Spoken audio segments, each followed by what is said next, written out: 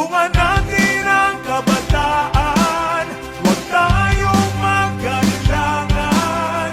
Paunlarin natin ang ating bayan, magsama-sama sa kaunlaran.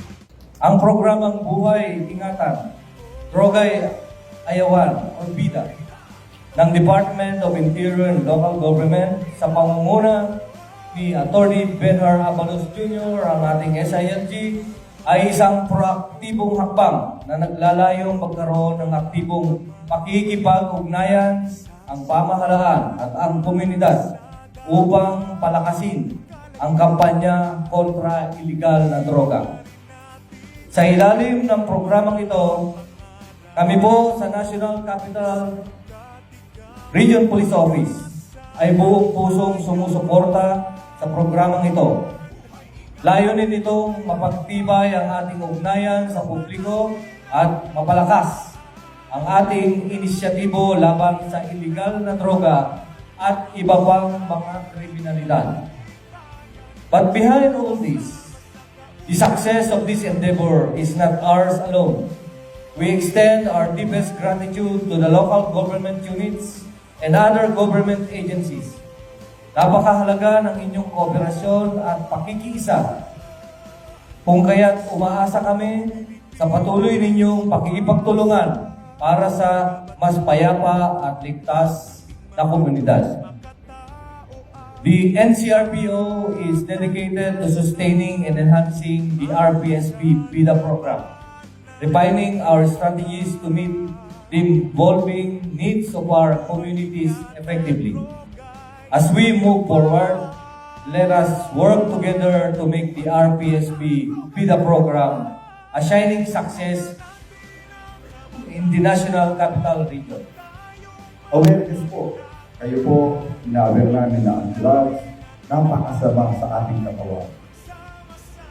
Nagdudulot ng hindi magandang bagay, minsan iwanan natin pamilya, natutuso tayo, makuha tayo ng kasamaan. Ang pinakamasama pa yan, minsan namamatay tayo. So that's number one, awareness. Number two, sinasabi natin, meron tayong pag-asa. Ang ganda is respect of human life. You have to respect human life. Na ang tao, kahit na gano'ng ka-down yan, meron silang pag-asang umangat. Hindi po pwedeng drugs, hindi po ethnic addict eh. Wala ka nang tipo.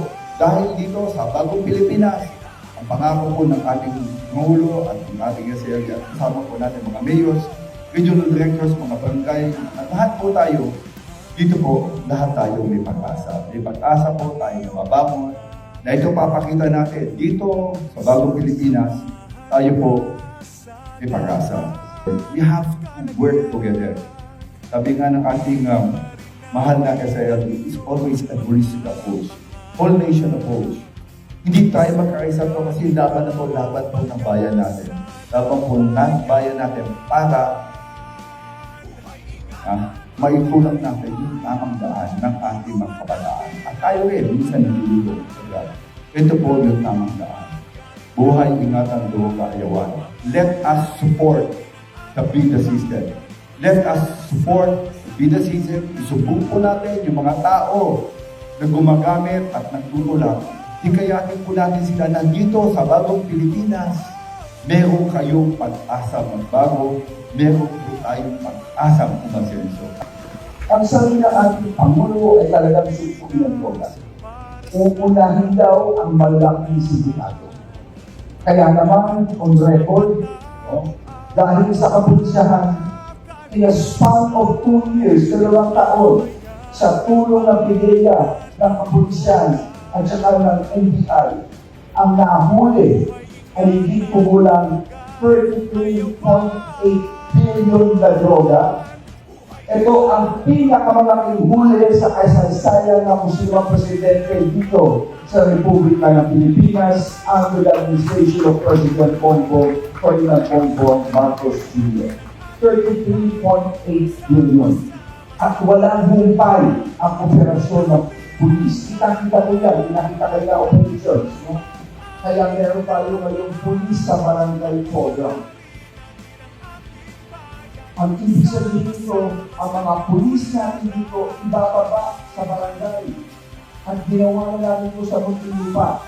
Tao-tao ito, barangay ito. Ang ating pulis ay 222,000, more or less, sa PNP. Pero may kakampi tayo, ano, ang mga barangay tayo.